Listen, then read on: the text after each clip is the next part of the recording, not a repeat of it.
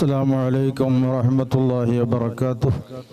بسم الله الرحمن الرحيم. الحمد لله رب العالمين والصلاة والسلام على أشرف المرسلين وعلى آله وصحبه أجمعين وما توفيقي إلا بالله عليه توكلت وإليه ونيب. ബഹുമാനമുള്ള സാദാത്യങ്ങളെ, ഉലമാക്കളെ, ഉമറാക്കളെ, സമസ്തയുടെയും SKSF-ൻ്റെയും മറ്റ് കീഴ്ഘടകങ്ങളുടെയും പ്രവർത്തകന്മാരെ, നേതാക്കളെ, ഒരു മഹത്തായ ഉദ്ദേശത്തിന് വേണ്ടിയാണ് ഇവിടെ നമ്മൾ ഒരുമിച്ച് കൂടിയിരിക്കുന്നത്. കേന്ദ്ര ഗവൺമെന്റ് നിലവിൽ കൊണ്ടുവരാൻ ഉദ്ദേശിക്കുന്ന വഖഫ് തിദ്ദുപടി മസൂദ, ഇതിൻ്റെ എതിരായിട്ട് ഉള്ള ഒരു പ്രതിഭടന സഭയാണ് ഇവിടെ നടന്നുകൊണ്ടിരിക്കുന്നത്. വഖഫ് എന്നാൽ എന്ത് നമ്മൾ മനസ്സിലാക്കേണ്ടതുണ്ട്. വഖഫ് അത് ഒരു ഇബാദത്താണ്, മുസ്ലിങ്ങൾക്കുള്ള ഒരു ഇബാദത്താണ്. നിസ്കാരം ഇബാദത്തായതുപോലെ ഹജ്ജ്, നോമ്പ്, അതുപോലെയുള്ള പുണ്യമായ കാര്യങ്ങൾ ഇബാദത്തായതുപോലെ വഖഫ് എന്നുള്ള കാര്യം അതൊരു ഇബാദത്താണ്. മുസ്ലിങ്ങളുമായി ബന്ധപ്പെട്ടതായിരിക്കുന്ന ആരാധനാ കർമ്മമാണ് വഖഫ് എന്നുള്ളത്. വഖഫിന്റെ അർത്ഥം തന്നെ, വഖഫിന്റെ താരീഫ് ഹബ്സു മാലിൻ യുംകിനുൽ ഇന്തിഫാഉ ബിഹി മാ ബഖായി ഐനിഹി ഇലാ മസ്റഫിൻ മുബാഹിൻ എന്നാണ്. വഖഫ് എന്ന് പറഞ്ഞാൽ ഒരു സമ്പത്ത്, ഒരു സ്വത്ത്, അതിന്റെ തടി ബാക്കിയായിരിക്കലോടുകൂടെ അതുകൊണ്ട് ഉപകാരമെടുക്കാൻ പറ്റുന്നതായിരിക്കുന്ന ഒരു വസ്തുവിനെ ഹലാലായിരിക്കുന്ന വഴിയുടെ മേൽ ഹബ്സ് ചെയ്യലെന്നാണ്. ഹബ്സ് ചെയ്യാന്ന് പറഞ്ഞാൽ അതിന്റെ ബന്ധം ചേഞ്ച് ആക്കാൻ പറ്റൂല. ഹബ്സ് എന്ന് പറഞ്ഞാൽ തടഞ്ഞു നിർത്താ എന്നാണ്. അപ്പൊ അതിന്റെ തടി ബാക്കിയാവലോടുകൂടെ അതിന്റെ ഉപകാരം എടുക്കാൻ പറ്റുന്നതായിരിക്കുന്ന ഒരു സ്വത്തിനെ ഹലാലാകപ്പെട്ട വഴിയുടെ മേൽ ഹബ്സ് ചെയ്യൽ. ഹബ്സ് ഏത് ഭാഗത്തേക്കാണോ ഹബ്സ് ചെയ്യപ്പെട്ടിരിക്കുന്നത് ആ ഭാഗത്തിൽ മാത്രമേ അതിനെ ഉപയോഗിക്കാൻ പറ്റുകയുള്ളൂ, മറ്റുള്ള ഭാഗത്തിലേക്ക് ഉപയോഗിക്കാൻ പറ്റുകയില്ല. അത് മുസ്ലിങ്ങളുമായി ബന്ധപ്പെട്ടതായിരിക്കുന്ന കാര്യമാണ്. മഹാനായ ഉമർ ഇബ്നുൽ ഖത്താബ് റളിയല്ലാഹു അൻഹു ആണ് ആദ്യമായി വഖഫ് ചെയ്തിരിക്കുന്നത്. ഖൈബറിൽ ലഭിച്ചതായിരിക്കുന്ന സ്വത്തിനെ മഹാനായ ഉമർ റളിയല്ലാഹു അൻഹു വഖഫ് ചെയ്യുകയും അവർ കുറെ ഷർത്തുകൾ അതിലേക്ക് ഷർത്താക്കി. ലാ യുബാഉ അസ്ലുഹു, അതിനെ വിൽക്കാൻ പറ്റുകയില്ല. വലാ യൂഹബു വലാ യൂറസു, അതിനെ ഹിബത്തായി കൊടുക്കാൻ പറ്റുകയില്ല.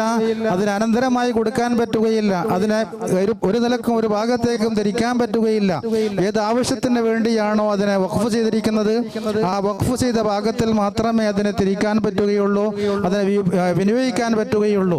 അതിനെ വിൽക്കാൻ പറ്റൂല, ഹിബത്ത് കൊടുക്കാൻ പറ്റൂല.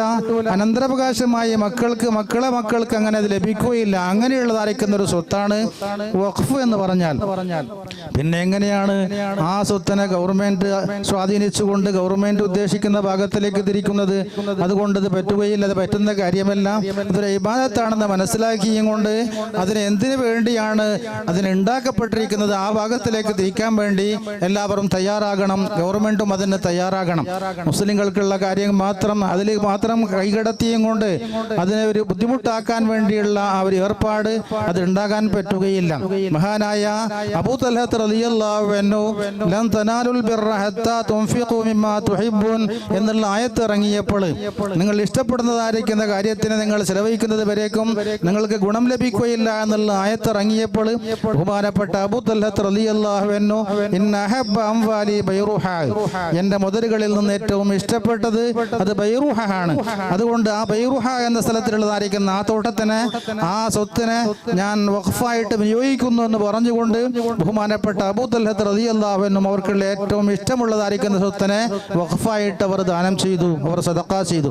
അതാണ് നമ്മൾ ചെയ്യുന്നത്. നമുക്ക് ആഖിറത്തിൽ ഉപകാരം കിട്ടാൻ വേണ്ടിയാണ്. ഒരു മനുഷ്യൻ മരിച്ചാൽ ആഖിറത്തിൽ ഉപകാരം കിട്ടുന്ന ഒരു മുഅ്മിനായിരിക്കുന്ന മനുഷ്യനിക്ക് ആഖിറത്തിൽ ഉപകാരം കിട്ടാൻ വേണ്ടിയാണ് വഖഫ് ചെയ്യുന്നത്.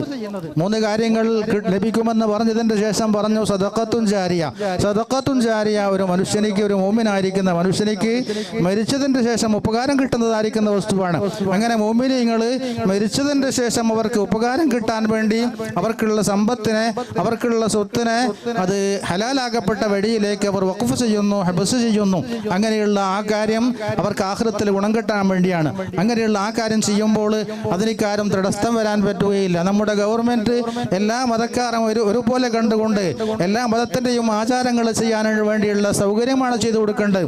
മുസ്ലിങ്ങൾ അവർക്കുള്ള ആരാധനകൾ ചെയ്യുന്നു, ഹൈന്ദവ സഹോദരന്മാർ അവർക്കുള്ള ആരാധനകൾ ചെയ്യുന്നു, ക്രിസ്തീയ സമുദായങ്ങൾ അവർക്കുള്ള ആരാധനകൾ ചെയ്യുന്നു.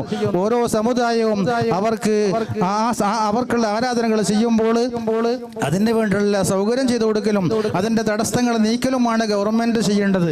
ഏതെങ്കിലും ഒരു സമുദായത്തിലേക്ക് മാത്രം നോക്കിയും അവർക്കുള്ള ആരാധനകളെ മുടക്കാൻ വേണ്ടിയോ അവർക്ക് പ്രധാനപ്പെട്ടതായിരിക്കുന്ന കാര്യങ്ങൾ ഇല്ലാണ്ടാക്കാൻ വേണ്ടിയോ ഗവൺമെന്റ് തയ്യാറാകാൻ പാടില്ല എന്ന് മാത്രം ഉണർത്തിയും കൊണ്ട് ഇവിടെ ബഹുമാനപ്പെട്ട പ്രാസംഗികന്മാരെല്ലാം മുഖ്യ പ്രഭാഷകന്മാർ ഉള്ളത് കൊണ്ട് എന്റെ സംസാരം നിർത്തുന്നു. അല്ലാഹു ഇസ്സത്തോടുകൂടി നമുക്ക് എല്ലാവർക്കും മുഅ്മിനീങ്ങൾക്കും അല്ലാത്തവർക്കും നല്ല നിലക്ക് ഇവിടെ ഇന്ത്യയിൽ ജീവിക്കാനും അവർക്കുള്ള ആരാധനാക്രമങ്ങൾ ചെയ്തുകൊണ്ട് ഇസ്സത്തോടുകൂടെ സ്വാതന്ത്ര്യത്തോടുകൂടെ ജീവിക്കാൻ എല്ലാവർക്കും അല്ലാഹു തആല തൗഫീഖ് ചെയ്യട്ടെ എന്ന് പ്രാർത്ഥിച്ചുകൊണ്ട് ബിസ്മില്ലാഹിർ റഹ്മാനിർ റഹീം എന്നുള്ള മഹത്തായ തിരുനാമം കൊണ്ട് ഈ മഹത്തായ പ്രതിഭടനാ സഭ ഉദ്ഘാടനം ചെയ്ത് എന്റെ സംസാരം നിർത്തുന്നു. വആഖിറു ദഅവാനാ അൽഹംദുലില്ലാഹി റബ്ബിൽ ആലമീൻ. അസ്സലാമു അലൈക്കും വറഹ്മത്തുള്ളാഹി വബറകാതുഹു.